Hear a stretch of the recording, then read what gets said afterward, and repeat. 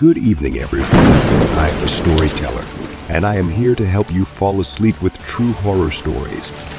So before we begin, make sure you subscribe to the channel and like the video.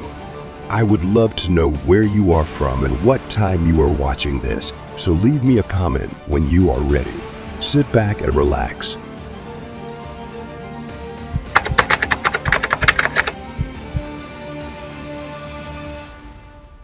When I was 22, I decided to rent the downstairs apartment in my parents' house to save money but still have some privacy. Even though my parents were often away, I still felt like I wasn't really alone. The apartment was separated from the upstairs by a locked door in the stairwell. It had an open layout with a living room area combined with a kitchenette, a bathroom, bedroom, and laundry room at the end of the hallway, along with a secondary entrance through the living room. One weekend when my parents were away, I invited my friends Anthony and Jay over. We turned up the music, had a few drinks, and watched a hockey game. Since my parents weren't home, I left the door between my apartment and the upstairs unlocked, partly because I kept drinks in the large refrigerator upstairs. By the end of the game, we were both a little tipsy. Anthony and Jay decided to sleep over on the spacious couch in the living room. A few hours later, I woke up in the middle of the night and heard footsteps above me. I thought it was just one of my friends going upstairs to get a drink of water, so I didn't pay much attention. But then, a few minutes later, I heard the doorknob of my bedroom being turned. I always had a habit of locking my door, so the door was still closed. I was a little confused, but I was so tired that I decided to ignore it and continue sleeping. The next morning, Anthony had left, but Jay was still sleeping on the couch.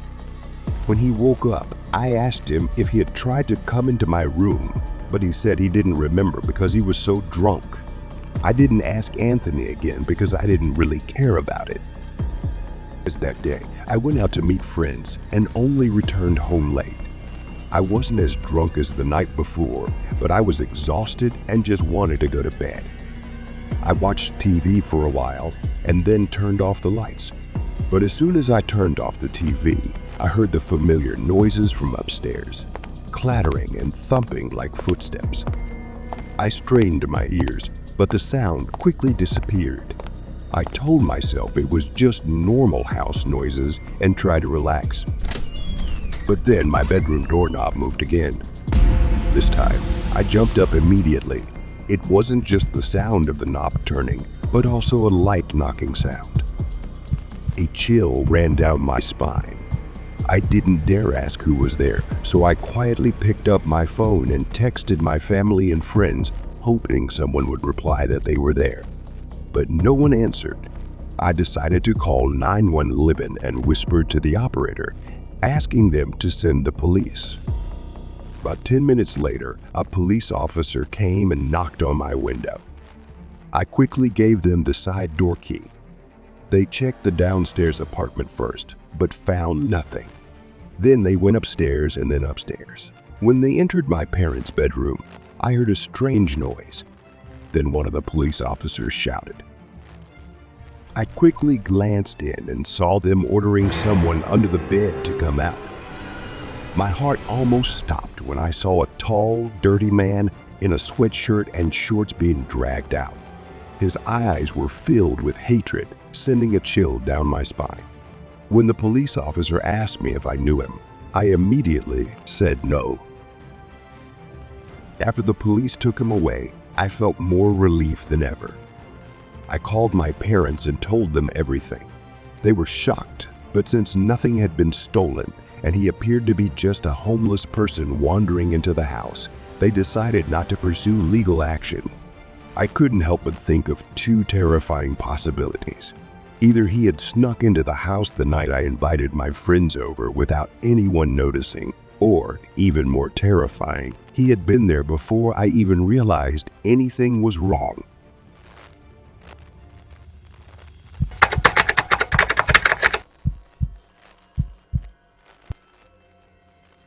I moved to a small cabin in rural upstate New York about 5 years ago.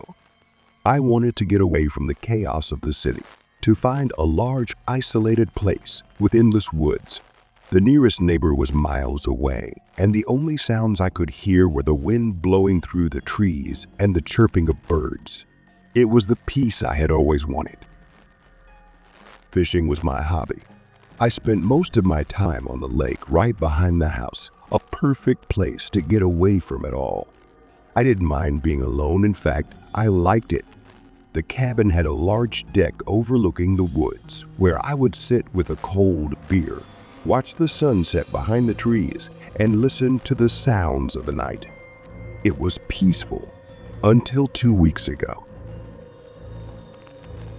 That night, I was sitting on the deck as usual, staring into the darkness, when I heard a strange sound, a twig snapping in the distance.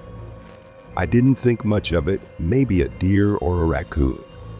The woods were full of wildlife and I was used to such sounds. But over time, the noises became more frequent. At first, it was just a twig snapping or a rustling leaf, the kind of thing I thought animals would do. But then one night, I heard something else, a scratching sound. It came from the side of the house, near the spare bedroom window. It was very quiet, almost as if something was trying to sneak up on me. My heart started to beat faster. I stood up and listened, but nothing happened. I convinced myself it was just a squirrel and went inside, locking the door. The next night, the scratching started again, this time closer.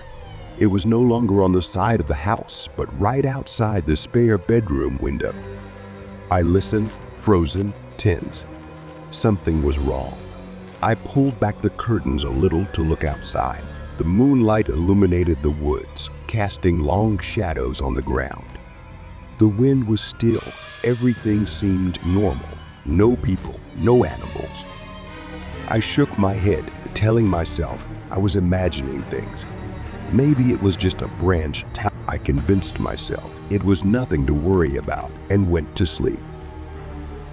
But the next night, the scratching continued, and this time it was accompanied by light tapping, as if someone was trying to get my attention. My heart stopped. I jumped up, grabbed my flashlight, and tiptoed down the dark hallway to the spare bedroom.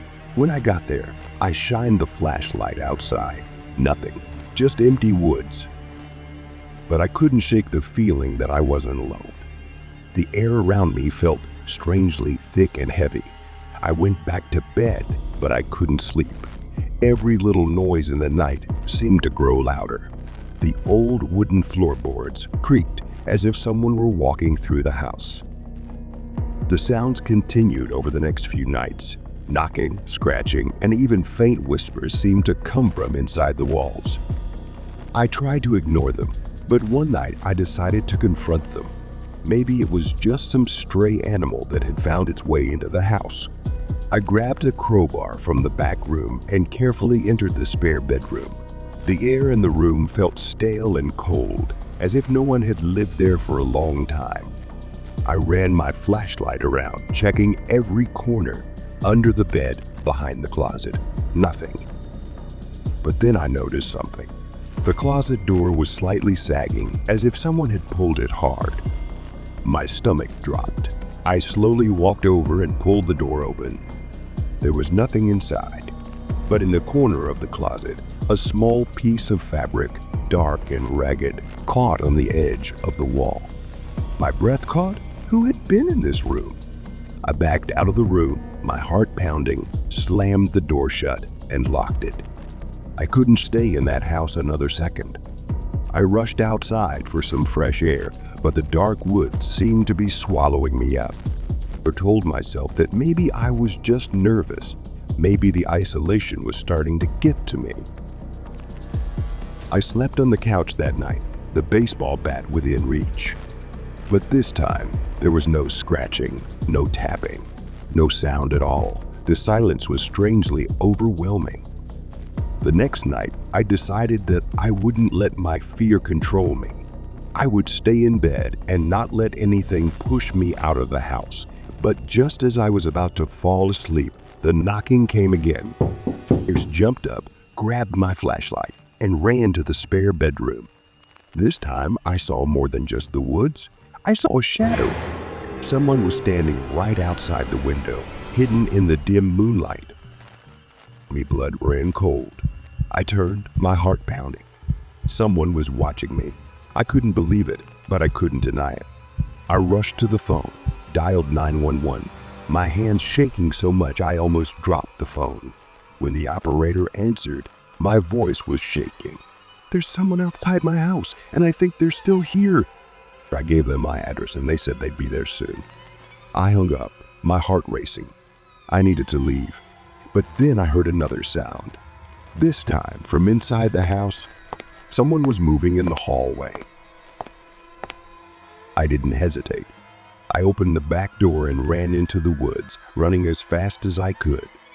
My body was shaking, and I hid behind a tree, watching the police come to the house with guns loaded and searching the place, but I didn't stay to find out what happened. I knew that whoever or whatever had entered that house was not allowed. I was no longer safe there.